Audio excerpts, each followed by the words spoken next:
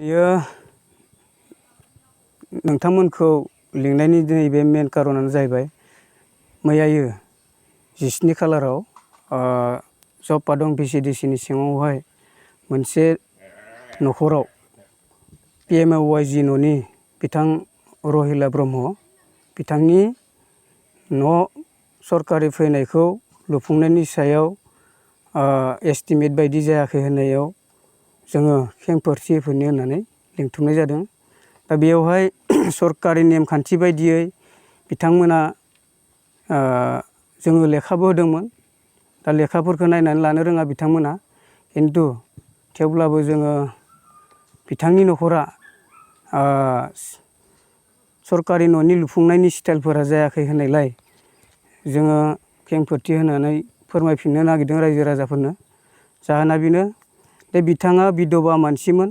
दा बिधबा मानसिनि थाखाय बिथाङा जोंनि पार्टियानो बा VCDC लेभेलनिफ्राय दोलोआ जिहेतु न'खौ सरकारि लेभेलाव जोङो VCDC निफ्राय मावफुंनानै होनो थाखाय डेभेलपमेन्ट ब्लकनिफ्राय माखासे खामानिखौ मावनानै बिथांनो जोङो होनायलाय बिथाङा गावनि न'खराव रावबो गैयिनि थाखाय, फिसाय गैयिनि थाखाय, गथ' उन्दै उन्दै सानै थानायनि थाखाय बिथाङा लुफुंनो हानाय नङा, नोंथांमोनानो मावफुंनानै हो, आंनो न'आल' ओंखारबानो जागोन, मोजाङै होमबानो जोङो नोंथांमोननि माबाखौ गनायनानै लागोन होननानै बुंदोंमोन। आरो बे हिसाबै बिथाङा फैनानै जोंखौ खावलायनायलाय जोंनि दोलोनिफ्रायनो जोङो खामानिखौ मावनानै होनो थाखाय अब्ला जागोन दे होननानै बिथोन होनाय जादोंमोन।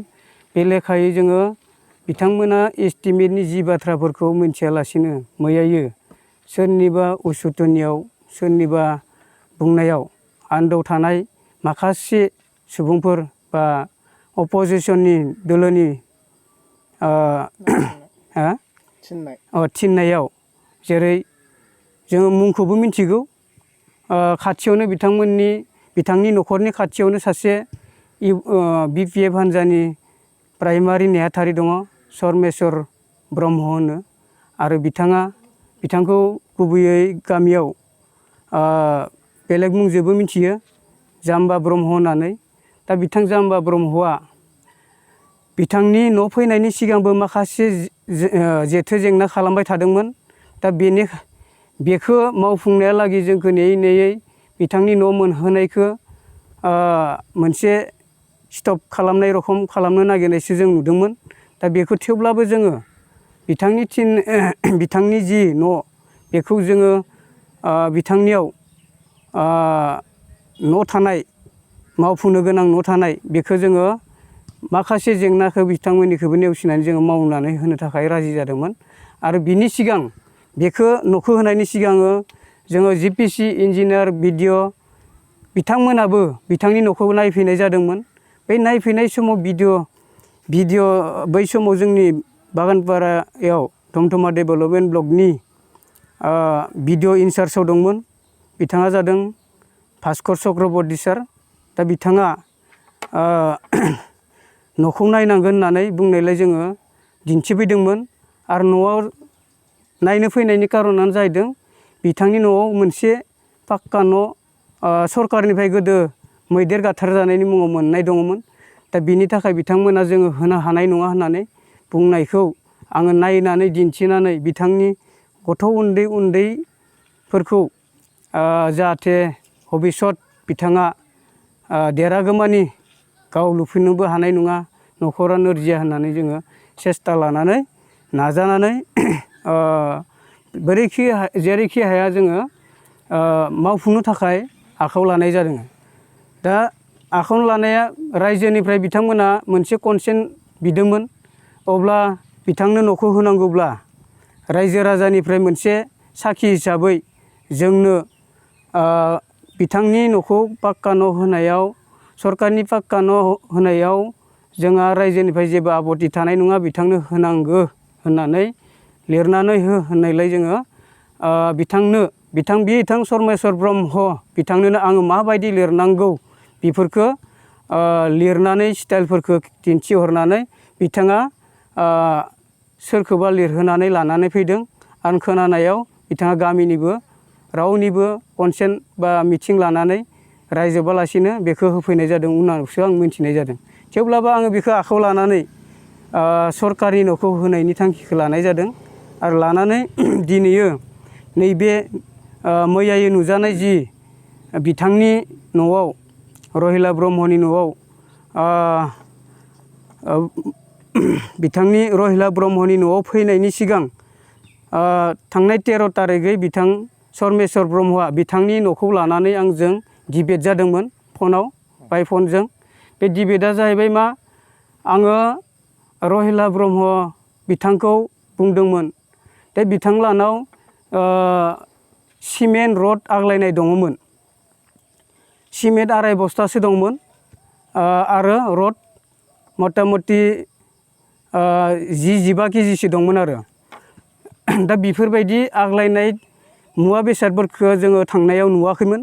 नुयैयाव जोङो नोंथांनियाव जिखिनि मुवा बेसाद आग्लायबाय बेखिनिखौ आग्लायनायथ' नङा, जिखिनि मावबावनो दङ मावबावनो गोनां खामानिखौ मावनो थाखाय मिस्ट्रिया मावथ'यैयाव थाथ'नाय जादों। बेखिनि मुवा बेसादखौ बहा दोनदों होननानै सोंनायाव बिथाङा जोंनो फोरमायदों।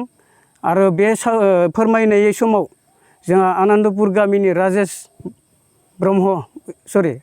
बसुमतारी बिथाङाबो आंजों लोगोसेयावनो दङमोन। दा बे समावहाय बिथाङा बुंदों मा जोंनो दे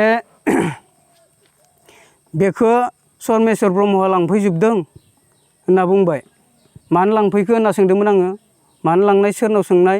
बेयो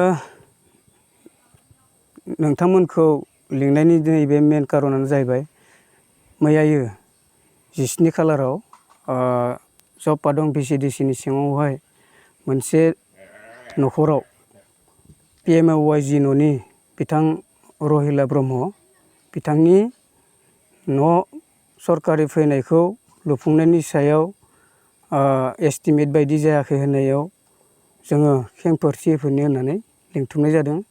दा बेयावहाय सरकारि नेमखान्थि बायदियै बिथांमोना जोङो लेखाबो होदोंमोन। दा लेखाफोरखौ नायनानै लानो रोङा बिथांमोना, खिन्थु थेवब्लाबो जोङो बिथांनि न'खरा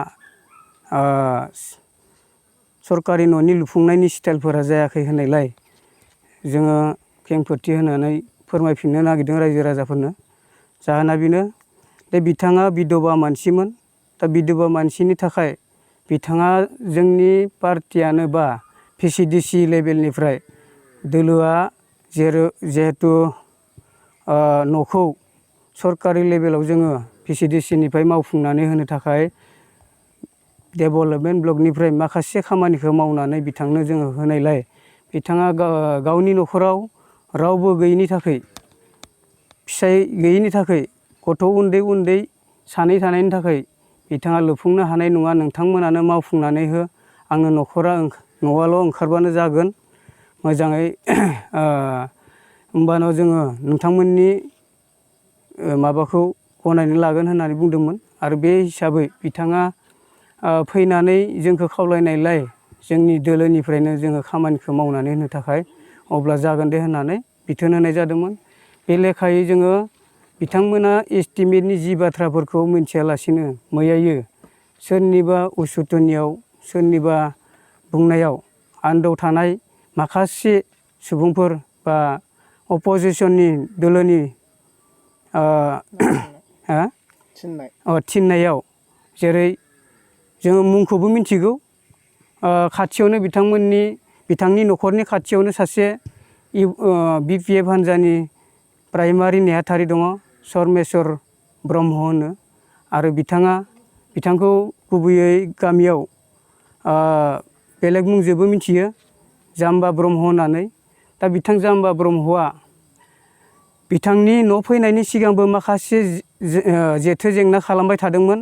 दा बेखौ मावफुंनायालागै जोंखौ नेयै नेयै बिथांनि न' मोनहोनायखौ मोनसे स्टप खालामनाय रखम खालामनो नागिरनायसो जों नुदोंमोन। दा बेखौ थेवब्लाबो जोङो बिथांनि जि न' बेखौ जोङो बिथांनियाव न' थानाय, मावफुंनो गोनां न' थानाय बेखौ जोङो माखासे जेंनाखौ बिथांमोननिखौबो नेवसिनानै जोङो मावनानै होनो थाखाय राजि जादोंमोन। आरो बिनि सिगां बेखौ न'खौ होनायनि सिगाङो जोङो जिपिसि इन्जिनियार बिडिअ बिथांमोनाबो बिथांनि न'खौ नायफैनाय जादोंमोन। बै नायफैनाय समाव भिडिअ बै समाव जोंनि बागानपारायाव धमधमा डेभेलपमेन्ट ब्लकनि भिडिअ इनचार्जआव दंमोन। बिथाङा जादों भास्कर चक्रबर्ती सार। दा बिथाङा न'खौ नायनांगोन होननानै बुंनायलाय जोङो दिन्थिफैदोंमोन। आरो न'आव नायनो फैनायनि कारनानो जाहैदों बिथांनि न'आव मोनसे पाक्का न' सरकारनिफ्राय गोदो मैदेर गाथारजानायनि मुङाव मोननाय दङमोन। दा बिनि थाखाय बिथांमोना जोङो होनो हानाय नङा होननानै बुंनायखौ आङो नायनानै दिन्थिनानै बिथांनि गथ' उन्दै उन्दैफोरखौ जाहाथे भबिसत बिथाङा देरागौमानि गाव लुफिननोबो हानाय नङा, न'खरा नोरजिया होननानै जोङो सेस्था लानानै नाजानानै जेरैखि हाया जोङो मावफुंनो थाखाय आखायाव लानाय जादों। दा आखायाव लानाया रायजोनिफ्राय बिथांमोना मोनसे कनसेन्ट बिदोंमोन। अब्ला बिथांनो न'खौ होनांगौब्ला रायजो राजानिफ्राय मोनसे साखि हिसाबै जोंनो बिथांनि न'खौ पाक्का न' होनायाव, सरकारनि पाक्का न' होनायाव जोंहा रायजोनिफ्राय जेबो आपत्ति थानाय नङा, बिथांनो होनांगौ होननानै लिरनानै होनायलाय जोङो बिथां सरमेस्वर ब्रह्म बिथांनोनो आङो माबायदि लिरनांगौ बेफोरखौ लिरनानै स्टाइलफोरखौ दिन्थिहरनानै बिथाङा सोरखौबा लिरहोनानै लानानै फैदों। आं खोनानायाव बिथाङा गामिनिबो रावनिबो कनसेन्ट बा मिथिं लानानै रायजोबालासिनो बेखौ होफैनाय जादों उनावसो आं मिथिनाय जादों। थेवब्लाबो आङो बेखौ आखायाव लानानै सरकारि न'खौ होनायनि थांखिखौ लानाय जादों।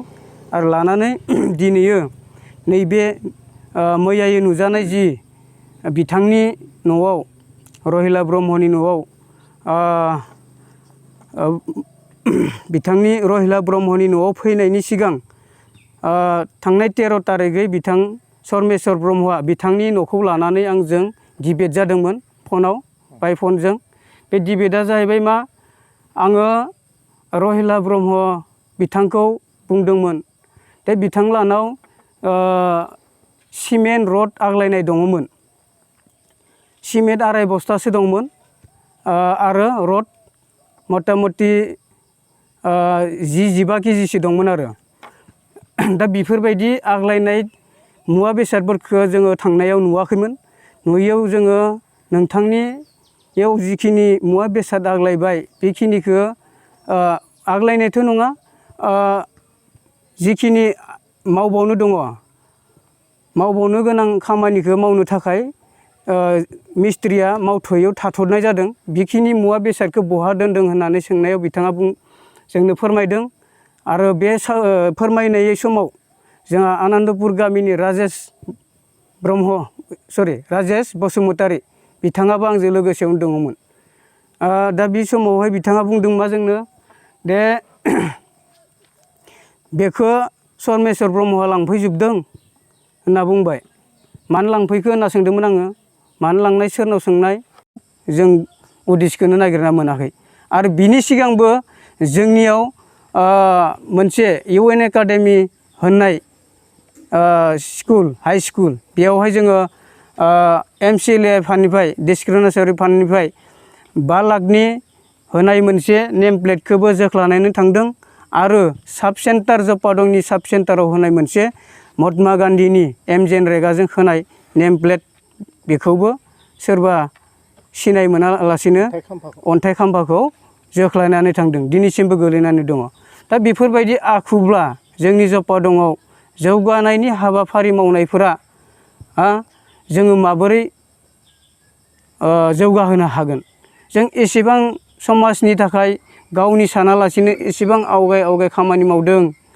दा बेफोरबायदि समावहाय बिथांमोना जोंखौ थुलुंगा होनानै जोंजों मार्च आप जानानै बा बोसोन होनानैसो मावलांनो नांगौ, जोंनि डेभेलपनि खोथाफोर साननांगौ। खिन्थु सानालासिनो जे दुथां आखुखौल' मावबाय थायोबा, बिथांमोन शिक्षित मानसियानो जुदि बेफोरबायदि देखायबाय थायोबा, सोलोंथाइ मोननाय मानसिफोरानो जुदि बेफोरबायदियाव इनभल्भ खालामनानै बांद्राय समाजाव गुबुंले खालामनो थाखाय साधारननि थाखाय जुदि बाराद्राय गुवार भित्तियाव लांनो नागिरबाय थायोब्ला बेफोरो मोजां जानाय नङा आरो इयुन जोलैफोरा मोजां लामायाव फैनाया थिग बेफोरबायदि लामाखौ मोननाय नङा जोङो। ओंखायनो जोङो बिथांमोननो जोङो बोरैहाय देखायलांनो बेखौसो जों साननांगोन आरो जोङो रोङिखौ बिथांमोनाबो साजेसन होनानै जोंखौ फोरोंफैनांगौ। खारन जोंबो गोदान हादान नङा होमबा, गोदानै गासैबो गोदान गोजा, गोदानैनो जोङो जेसेबां हागौ साक्सेसफुल खामानि मावजोबदों। दायो जोंनि जपा दङ, जोङो UPPL सरकार फैनायनिफ्राय खमैबो जोङो गोबां खामानि मावबाय। जोङो 584टा न'खरनो जोङो न' होनो हादों आरो बै समावहाय बिथांमोना BPFनि नेहाथारिमोन बिथाङा सरमेश्वर ब्रह्मआ दासिमबो नेहाथारि। दा बिथां सरमेश्वर ब्रह्मआ BPFनि नेहाथारि जानाय समाव आरो बै समाव सरकार थानाय समावहाय बिथांमोननि न'आ गंफ्रोमबो आदुरासो आं दाबो दिन्थिनो हायो। 197टा न' होफैदोंमोन, बेयाव होफैदों बेनि 50%आनो आदुरा जाफुङाखै। दायो जों बिदिन्थि हिसाबै दिन्थिजोबनो हायो, खिन्थु जों बेफोरखौ बुङाखै। थांनायखौ थांबाय, फैनाय समाव मोजां मावलायथो होननानै जों नेबाय थादों। बिथांमोना खिन्थु बै अफं गोसोआनो दंबाय दङ। आं बेखौ मोजां मोना, खिन्थु बे समा जोङो हाइ फाइ सम खामानि मावनांगौ आरो नैबे समाव बयबो सिगां फारसे मोजां लामायाव दावगानो थाखाय आगान सुरबोनांगौ, आं बेखौसो खावलायो आरो। बेफोरबायदि एना एनि थायोब्लाथ' जोङो नोंथांमोननि समाव मा मावदों मावाखै, चेयारमेन बिथांमोनजों लोगो नांनानै दैमालु देउरि चेयारमेन आरो सरमेश्वर ब्रह्म, अनिल देउरि, आरोबाव जोंहा खरगेश्वर बर' बिथांमोनानो बे सरकारि न'नि थांनाय समनि BPFनि समावहाय लिड लादोंमोन आरो लिड लानानै बिथांमोननि न'आ गोबांनियानो आदुरा जादों। दाबो आंनाव खावलायबाय थायो सम फैबा जोङो माबा मोनसे IBSफोर हायोबा आद्रा खामानिफोरखौ जोङो सोस'नानै होगोन दे होननानै जोङो आखा होबाय थादों। खिन्थु बेफोरबायदि आखु दिन्थिबा जोङो बिथांमोनखौनो मावफुंथारनांगौ होननानै जोङो नारसिननोसो गोनां बायथ' जागोन भबिष्यत, नङा होमबा? आरो बेखौ जोङो खावलायो। दा जाहाथे बेफोरबायदि लेभेलजों बिथांमोना थांबाय थायोबा जोङो आसि थुयै बिथांमोननि जि करापसन मावनाय आं बेखौ खावलायगोन। आरो नैबेयावहाय बिथांमोननि जि बुंनाय एस्टिमेट लेखा दङ जोंहा, न'नि नमुनाया बेफोरबायदि जानांगौ जोंना। बेखौ जोंहा BDO सारा जोंनो खावलायदों, इन्जिनियार सारा खावलायदों, बे हिसाबैनो जोङो मावबाय दङ। आरो प्लेन लेभेलावबो बियो लिंटार गैया, स्लिप थांनानै 3 इंसि इथाजोंनो मोनहैनानै गोजौ खोरखि लेभेलाव मोनसे लिंटार होनांगौ आरो बारान्दायावबो लिंटार गैया। थेवब्लाबो जोङो लिंटार होदों, बहाबा बेफोरबायदि होनानै मावफुंजोबदों आरोखि। दा बेखिनिखौ आङो बुंनो सानो। बेनिखायनो जोङो गोग्गानाय दङ, जोङो इन्टारेस्टेड मानसि, खामानि मावनो जों मावबाय दङ। बेयावहाय सोरबाया गाज्रि साननानै नायबाबो जों एख' हेवसाना, जोंनि हाबाफारिजों मावबाय थागोन। खिन्थु जिखिनि बड'लेण्ड बुब्लियाव जोंखौ निउस लाइभ खालामनानै गोबां चेनेलाव फोसावबाय, बेनिखायनो आङो खावलायो जाहाथे फिसा खामानिखौ लानानै बेयाव बेस्थ' जानानै जोंनि मानसिफोरा गावजों गाव बिब्रान्थि खालामनायखौ आङो जाहाथे बेफोरबायदि भबिष्यत लाया आरो जोंनि एरिया जौगानायनि थाखाय जेन बयबो आवगायबोनानै खामानि मावनो फैयोब्ला जोङो वेलकाम खालामगोन। आं बेखौ नोंथांमोननिसिम फोरमायनो थाबाय। बेखिनियानोसै, गोजोन्थों। समावहाय बिथाङा बुंदों मा जोंनो दे बेखौ सरमेश्वर ब्रह्मआ लांफैजोबदों होनना बुंबाय। मानो लांफैखो होनना सोंदोंमोन आङो। मानो लांनाय, सोरनाव सोंनाय, नोंनाव सोंनाय ना आंनाव सोंनाय ना सोरनावबा सोंनाय, आंथ' मिथियाखै दस' नों मानो हरनाय, नोंनि न'आवथ' नांबावगोन ना होनना बुंदोंमोन आङो। बुंब्ला बिथाङा बुंदों आंनाव सोङालासिनो लांफैजोबदों। मानो बेफोरबायदि मानो सोङालासिनो लांनाय होनना बुंदों आं ओमफ्राय। आरो सोङालासिनोल' लांनो गोनां दरखार गैयाना, मायबा नांगौबाथ' जोंनाव रायज्लायहरबा जागौमोन। आं बे खोथाखौ बुंनाय जादों। दा बुंनायाव बिथाङा बुंदों आं मिथिया, बियो फैनानै सिरि लांफैदों, आंनावबो खोन्थायासै होनना बुंदों आरो बेनो लांजोबदों होनना। दा बे खोथाखौ आङो बुंनाय जादोंमोन। होमबा सिरि लांदोंबाथ' बिथाङा सिखाव टाइपसो लांफैनाय जादों, होमबाथ' सिखावसो जादों, बियो सिखावसो खावनाय जादों। आं बे बाथ्राखौ बुंदों आरो दा बुङोबा बे बाथ्राखौ थांनानै बिथां रहिला ब्रह्मआ आगोलनिफ्रायनो जिहेथु लेनदेन बा थांलाय फैलाय आदान प्रदाना दङ नालाय बेयावहाय बिथांनियाव थांनानै मा बुङो बेखौ आंदो फनाव डिबेट जाहरदों। फनाव डिबेट जाबोनानै बुंदों आं माला सिमेन्ट लायनाय माबानाय नोंसोरनि परिबर्तन सरकारा बिदिनो नामा लिंटार थब्रै रडनि सोलायै लिंटाराव थसेल' रड होनाय बेफोरबायदि डिबेट जानायनि उनाव आं बुंदों बेयो एस्टिमेटआव गैया थेवब्लाबो जोङो अननायनि गेजेरजों पाक्का न'आव मावफुंजोबनांगौनि थाखाय मजबुत जानांगौनि थाखाय थसेल' रड होनानैबाबो मोजाङै हमथाना लाखिथों होननानै जोङो होनाय जादों।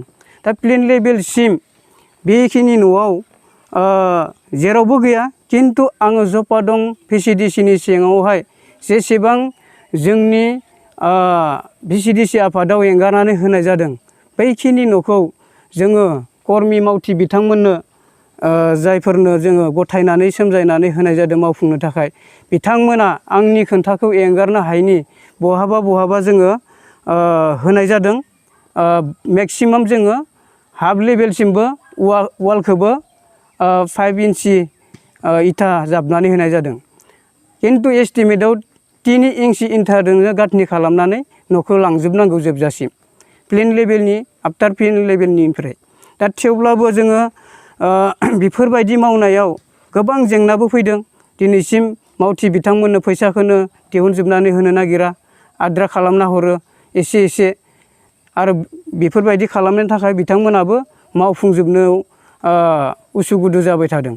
दा बेफोरबायदिनो माखासे गामियारिनि मानसिफोरा बायदिसिना बुंनानै दिनैहाय बिथां रहिला ब्रह्मनियाव जेरै खालामदों बेफोरबायदिनो गोबाङाबो एसे फैसाफोरखौ हरालासिनो दोननानै उनावहाय गावबा गावसो न' लास्टाव जोबनायाव मावनायखौ जों नुनो मोनदों। दा बिनि बिदिन्थिफोर दङ जोङो होनो हायो आरो बिदिन्थिखौ। दा जाहोनो हक नैबे खेंफोरथि होनायनि होनो थांनायाव आङो बेखौनो बुंगोन रहिला ब्रह्म बायदि एसेबां रोंथारि जाम्बि मानसिखौ खोनानायाव आङो बिथाङा माखासे बै डिबेटआव आङो बिथांखौ मोनसे बाथ्रा बुंनाय जादोंमोन सिमेन्ट आरो रड बेखौ जोङो नोङो सोङालासिनो सिखाव बायदि मानो खावना लांनाय आं बेफोरबायदि आखुबो आं खिन्थु नोंखौ केस होनाय जागोन होननानै बुंहरदोंमोन। बुंनायखौ गिनानै बिथाङा गिबि गावनि दायखौ फांथेनो थाखाय बिथां रहिला ब्रह्म बिथांखौ लिंना लांनानै दाबि धमखि होनानै बेखौ मिडिया लिंहरनानै बे बाथ्राखौ बुंहोनाय जादों होननानै खोनानो मोन्दों। आरो बिथाङा गावनि जि रहिला ब्रह्म बिथाङा सोर मिडिया बहा दं सोर निउस लाइभ बहा दं सोर इउटुबार दं जेरावबो एक'खौनो मोनथिफेरै मानसिया जेबोखौनो मोनदां मोनि मानसिया दिनै बोरैहाय इउटुबार लाबलायनानै बा निउस लाइभ बड'लेण्ड बुब्लि लाबलायनानै बिथांमोना नैबे चेनेलखौ होनो हानाय जागोन। बिनि आन्दोआव बिथां सर्मेश्वर ब्रह्मखौनो जोङो थांखिनानै बुंनो हायो। खारन बिथाङा जोंदों बे न' लुफुंहोनायाव माखासे ब्रेक मारिनो थाखाय जोंखौ बोरनाम होनो थाखाय माखासे षड़जन्त्रखौ मावबाय थानायखौ जोङो मोनबोबाय थादों। न' फैनायनि सिगांबो मोनदों न' फैनायनि उनावबो मिस्ट्रि बिथांमोनखौबो बायदिसिना बुंहरबाय थानायखौ जोङो मोनदों। दा दिनै बिथांनि जिखिनि हाबाफारि बिथाङा सासे साननो हनो गोरों मानसि ओनसोलाव सासे गोरिब मानसि न' मोननायखौ मोनहोगानो थांनाय रखमसो जाहोनो थांनाय रखम नुनो नागिरो जोङो। मानो होनोब्ला बिथां रहिला ब्रह्मआ आखाइयाव हाजिरा खामला मावनो थाखाय रावबो बेकग्राउन्डआव मानसियानो गैया। दा बेफोरबायदि मानसिनो जोङो एसेबां खस्थ' खालामनानै न'खौ जोङो होफैदों जों रावनिफ्रायबो बिथांमोननिफ्राय जेबो लुबैयाखै नोंथांनि न'खौल' जोङो मावफुंनानै होगोन होननानै बुंनानै जोङो अफिसियेलि जिबान हायो जोङो साक्सेस खालामनानै लाबोनानै मावहोनाय जादोंमोन। आरो बिथांखौ मैयानि समावहाय बेफोरबायदि माखासे बुंनानै थगायनानै सिगिनानै लाबोनानै बिथांनि न'खराव गावनो लुखाना होनाय न'खौ आरो देख्लाफिननानै समाजनि गेजेराव दिन्थिनानै होनाया बियो आंनि थाखाय मोजां जादों होननानै आं सानाखै। खारन बेखिनि न'खौ लुफिनबावनांगौबाबो आरो हयथ' माखासे सिमेन्ट नांबावगोन, बाला नांबावगोन, नङा होमबा? बेनिखायनो आङो सानो बेफोरबायदि उननि हाबाफारिफोराव जेन बिथांमोना साना हवालासिनो जेन खामानिखौ मावा आरो मावोब्लाबो बिथाङा जेन जोंनाव माबा मोनसे भुल जादोंब्ला बेखौ फैनानै रायज्लायनानै सोंफोरनानै माबायदि सिस्टेममोन न'आ बेखौ नोंथांमोना नायनानै मोजाङै मावना हो होननानै बुंनो हायोमोन। खिन्थु जोंनाव फंसेबो बुङाखै, रायज्लायफेराखै, बरन्स बाय फनजों आंखौ हुमखिसो हरजोबदों।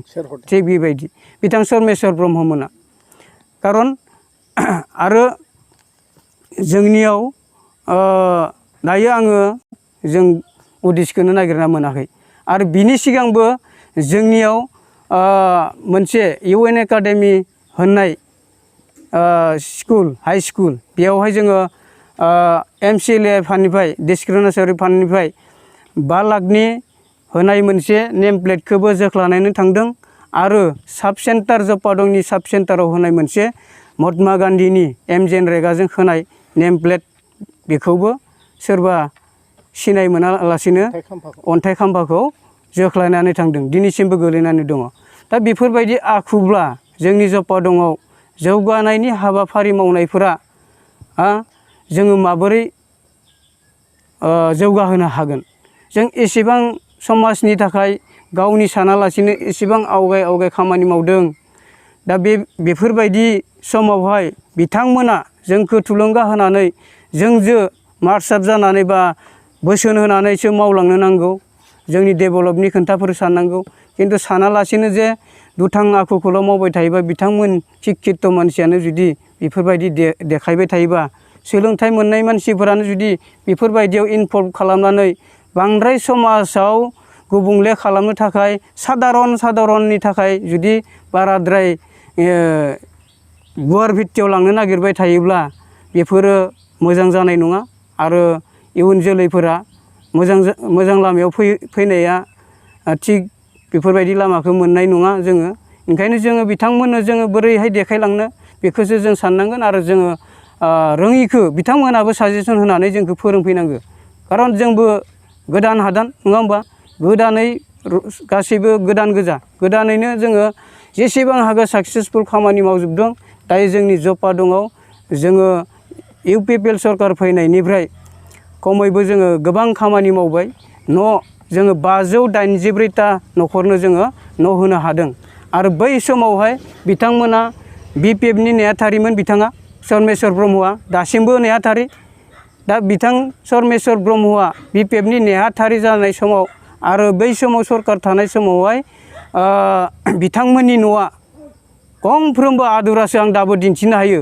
197टा न' होफैदोंमोन। बेयाव होफैदों बेनि 50%आनो आदुरा जाफुङाखै। दायो जों बिदिन्थि हिसाबै दिन्थिजोबनो हायो। खिन्थु जों बेफोरखौ बुङाखै। थांनायखौ थांबाय, फैनाय समाव मोजां मावलायथो होननानै जों नेबाय थादों। बिथांमोना खिन्थु बै अफं गोसोआनो दंबाय दङ। आं बेखौ मोजां मोना। खिन्थु बे समा जोङो हाइ फाइ सम खामानि मावनांगौ।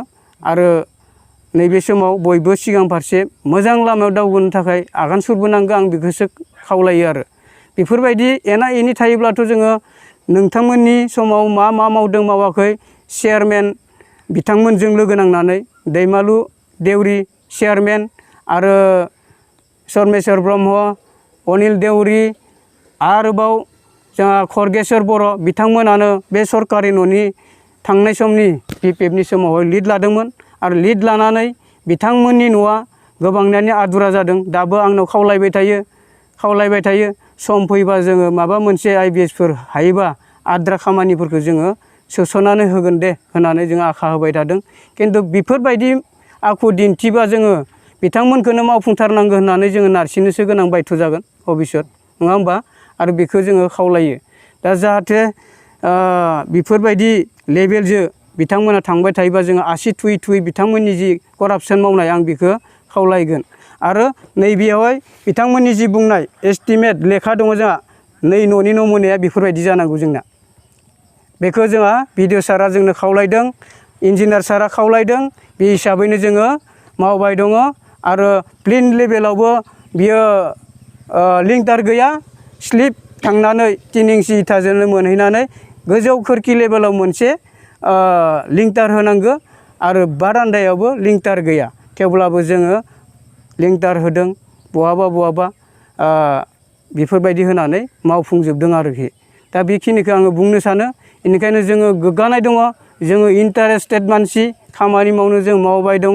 बेयावहाय सोरबाया गाज्रि साननानै नायबाबो जों एख' हेवसाना, जोंनि हाबाफारि जों मावबाय थागोन। खिन्थु जिखिनि बड'लेण्ड बुब्लियाव जोंखौ निउस लाइभ खालामनानै गोबां चेनेलाव फोसावबाय, बेनिखायनो आङो खावलायो जाहाथे फिसा फिसा खामानिखौ लानानै बेयाव बेस्थ' जानानै जोंनि मानसिफोरा गावजों गाव बिब्रान्थि खालामनायखौ आङो जाहाथे बेफोरबायदि भबिसत लाया आरो जोंनि एरिया जौगानायनि थाखाय जेन बयबो आवगायबोनानै खामानि मावनो फैयोब्ला जोङो वेलकाम खालामगोन। आं बेखौ नोंथांमोननिसिम फोरमायनो थाबाय। बेखिनियानोसै, गोजोन्थों।